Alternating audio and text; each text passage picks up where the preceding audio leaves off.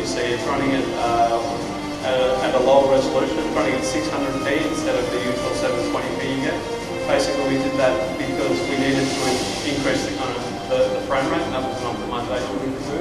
We also implemented what's called edge anti-aliasing around certain objects. That was based on depth options. So basically, there was anti-aliasing around the edge of the plane, but there wasn't anti-aliasing across the entire screen.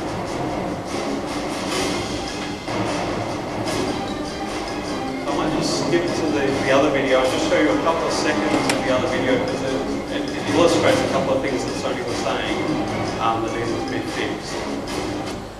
So just the next one, I think. Yeah, this one here. So just have a look at the trees here. You see the popping on the trees in the foreground? So that's the log popping that they were talking about. And that's basically where the trees were turning from imposters into 3D kind of models. And we couldn't get the actual transition far enough away in this version of the game. And you can see it here in the buildings. We couldn't get it far enough away because of performance reasons. So there was lots of optimization we had to do to get that working to a satisfactory level. Alright, thanks Martin, that's fine. Skip this one for the moment. So, oops, God knows what I pressed. There you go. One of the things at the moment that we were using in that version of the game was deferred rendering. Again, this is a fairly technical thing. This last part here will be a bit technical.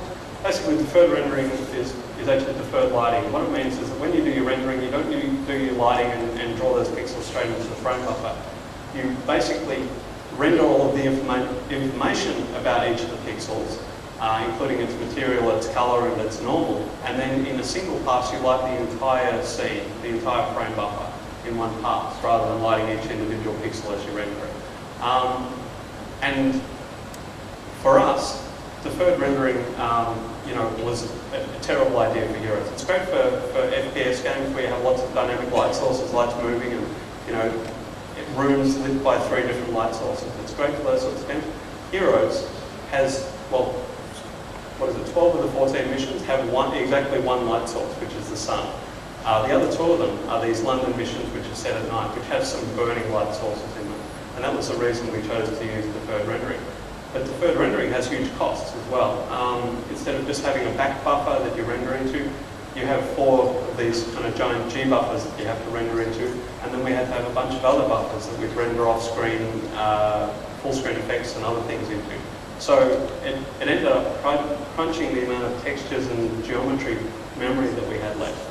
It also slows down your rendering as well. Basically, at this stage, we're doing a lot of performance analysis with Microsoft and Sony. And Microsoft said, and the quote is here, we do not recommend deferred rendering for the Xbox 360 titles. Performance is considerably better with traditional styles of rendering. So, having seen this and basically seen the performance we're getting out of the game, we updated the schedule again with Atari. We decided to switch out the deferred rendering and switch to forward rendering. We moved the release date now from Q1 2009 to Q3 2009, which thankfully is where it stayed, so you don't have to hold on for any more release date changes. But we also got more money. We got another 35% on top of the original budget, which we were already at 160% of. So total cost for the project were 195% of that original $5 million. So you can see the game was at this point approaching double its original budget. And that's just the actual budget that Redmall paid us as well. There was a lot of extra money that came out of the company to support the extra staff that wasn't covered by the official budgets. And with this extra time, we actually went back and we were able to add some extra features. We knew that we had, effectively 6 months more. So we took this opportunity to basically say, look, okay, well, if we've got this time, we're going to polish as much as we can.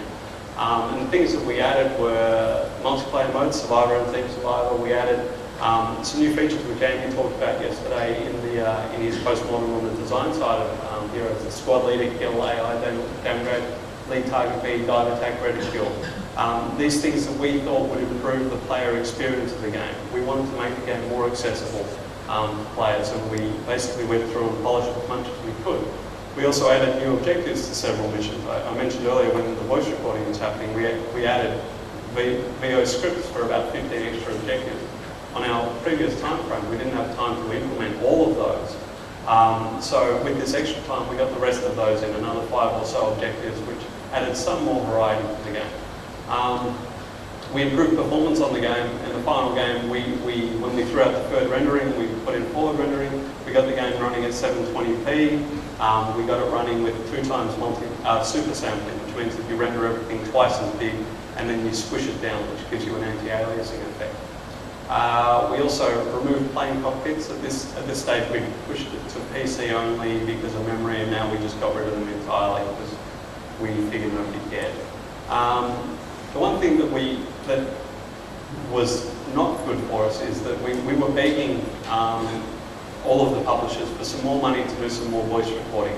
We recognised at this point that at the start of the game there were too many similar missions, too samey, too boring at the start of the game, and we wanted to go back and do some more voice recording to change some of the missions at the start of the game and to move things around, to add extra objectives which were more like the end of the game, where there's a lot more kind of ground attack and a lot more things that the player can blow up.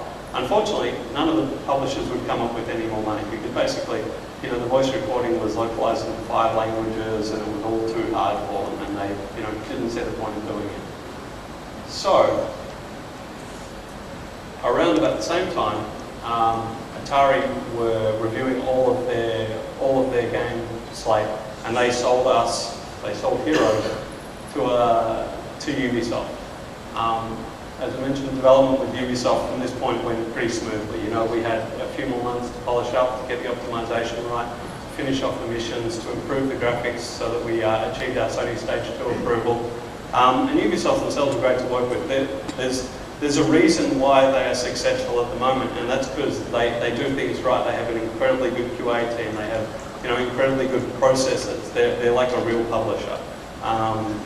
So they were awesome to work with and a real pleasure. But ultimately, the game was released in September this year after 44 months of development, which is 20 months longer than, or 18 months longer than it was originally planned. Obviously, the budget, as we mentioned, was about 2 times what it was originally slated at. The scope was significantly reduced over the course of the project. So you can see how those original decisions, where everything was going to be fantastic, came back through the course of the development and bit us at every stage.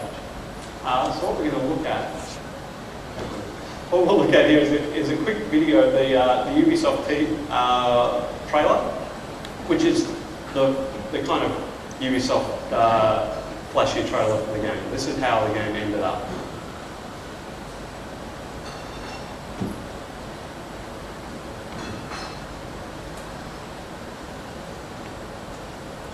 Or not.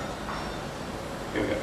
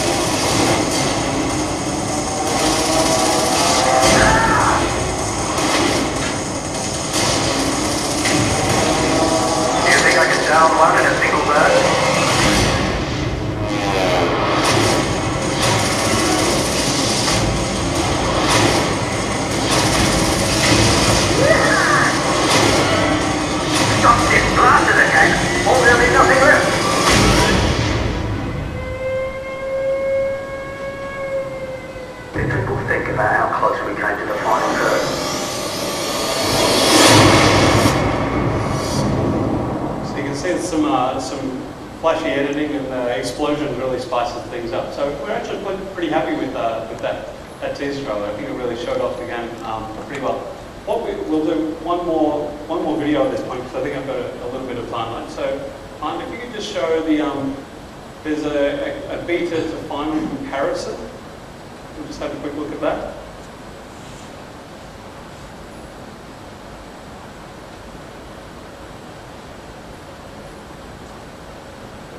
Basically, this video is showing you the same cutscene from the beta version of the game and from the final version of the game. Unfortunately, there's different planes in the foreground of it. This is the beta version, so you can see the lighting and the frame rate and the kind of